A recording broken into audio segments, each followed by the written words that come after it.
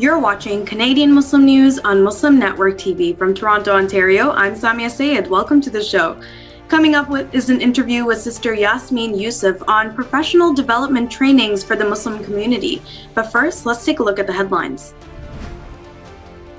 Saskatchewan suspect found dead, the second still at large.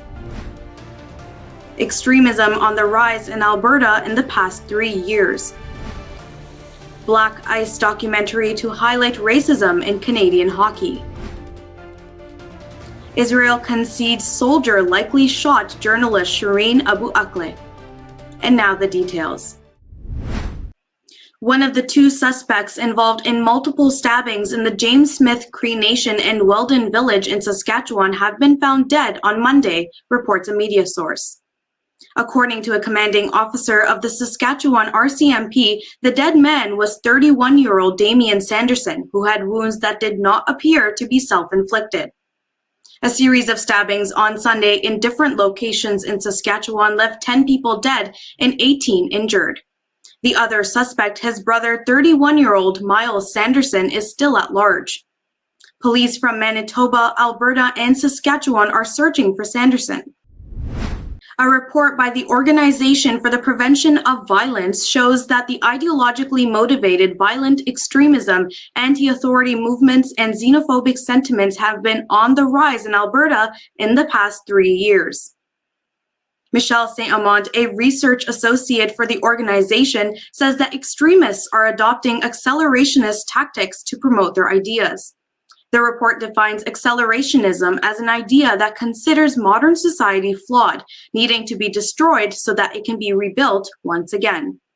The report says that the actual number of hate incidents is higher, as many are not reported to the police because the victims are from marginalized communities. Canada's acclaimed short documentary director Hubert Davis says that his new documentary film titled Black Ice explores racism in Canada's favorite sport, reports a media source. Set to be premiered at this year's Toronto International Film Festival, the documentary talks about the origin of Black hockey and how BIPOC players are an integral part of the game. Davis says that he got the inspiration for the documentary from the book Black Ice by George and Daryl Fosty. The film festival was founded in 1976. It will run from September 8 to 18. The Israeli army conceded Monday for the first time that one of its soldiers had likely shot Palestinian-American reporter Shireen Akleh after having mistaken her for a militant. The acknowledgement comes months after the death of the celebrated Al Jazeera journalist. A senior Israeli military officer said on Monday that it is not possible to determine unequivocally which gunfire killed her, but there is a higher probability that she was killed by an Israeli soldier who did not identify her as a journalist. The Abu Akleh family said in a press release that Israel had, quote, refused to take responsibility for the murder of the journalist. The Palestinian Authority accused Israel of intentionally killing the reporter in the Jenin refugee camp. That's it for the news. Now, there are many times where we often find ourselves wondering, how do we train that next generation? What should our curriculum look like? And how can we engage these students to make for the best learning environment as possible? Joining us now on this topic is Sister YASMEEN YOUSSEF, a published author, trainer, and instructional designer. With a master's in instructional design, she is also the founder and CEO of Salam for All Incorporated. Welcome, Sister YASMEEN, and thank you so much for joining us today. Thank you for having me. Sister YASMEEN, I said that your focus is on instructional design. What are some of the key areas that you focus on in this design process? Great question. So if we are talking about next generations that are really inquisitive and they are different in the ways they want to seek and acquire knowledge, then we need to really follow a process of design that engages them and we think with the learner in mind, so the end in mind. So in the creation of curricula or workshop training or any type of learning, there are a few key elements or parties. The first one is the subject matter expert, someone who is an expert on a topic or a subject. It could be religious, it could be medical, it could be in any field of area of study. So that person does not have to be the instructional designer if they do not have the tools and the education and the skills to do so.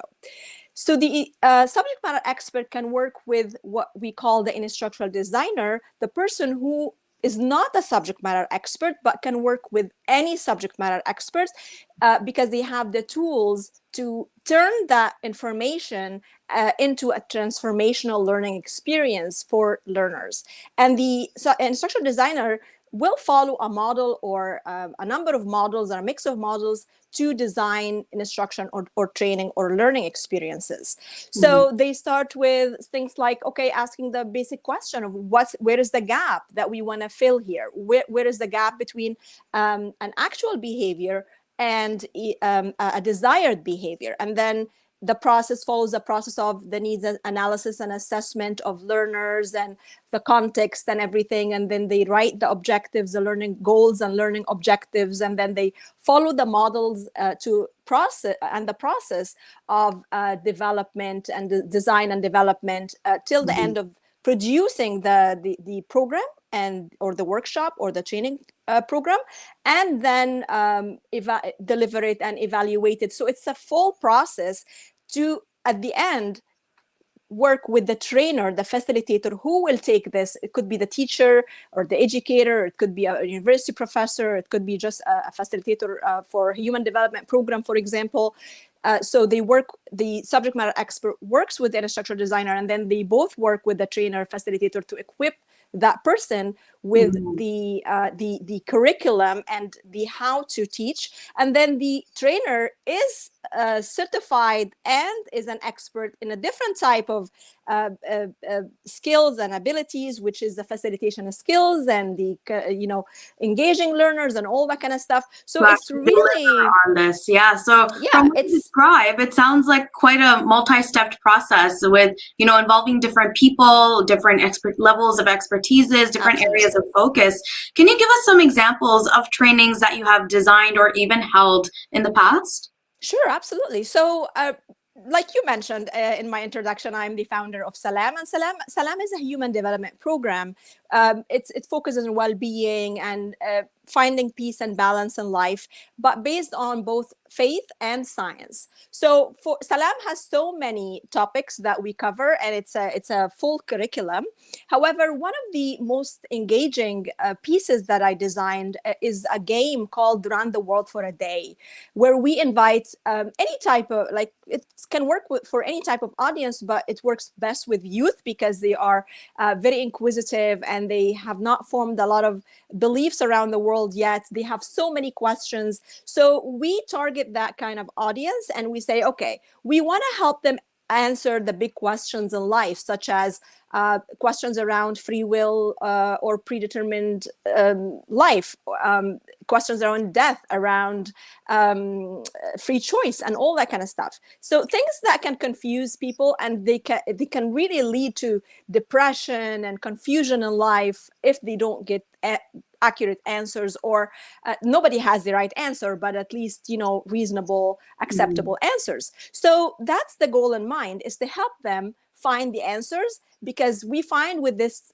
generation, they don't like to be talked to. They don't like to be preached at. They want to be involved. And that's what we mean by a learning experience. We design a learning experience for them to be immersed, for them to work together, to go through a guided exercise where they can find the answers themselves. So when I designed this exercise, it's a 3-hour workshop, and it's really transformational in the results that we find every time, historically until today, alhamdulillah, because they work together through a guided exercise. I give them tasks and I guide them through questions, and they work on the tasks and they come back and present, and so on and so forth. So a training program in that way. Yeah. So a training program is not necessarily somebody standing there and talking at people.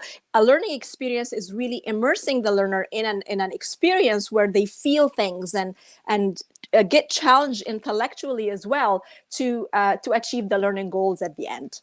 So and for that, there is an element of what we call gamification, which is an instructional designer would be interested in studying as well. Gamification is the use of game elements that make games very exciting, in non-game context, so they So can. as you said, the whole idea is to just immerse especially younger people, into the teaching experience itself, make them feel as if they are a part of it so they can really walk away with something. And Absolutely. that sounds like an amazing idea. One thing I found that teachers particularly struggle with, or even parents, grandparents, educators of all types really, is how to handle sensitive or somewhat heavy topics. You mentioned death or a predetermined fate.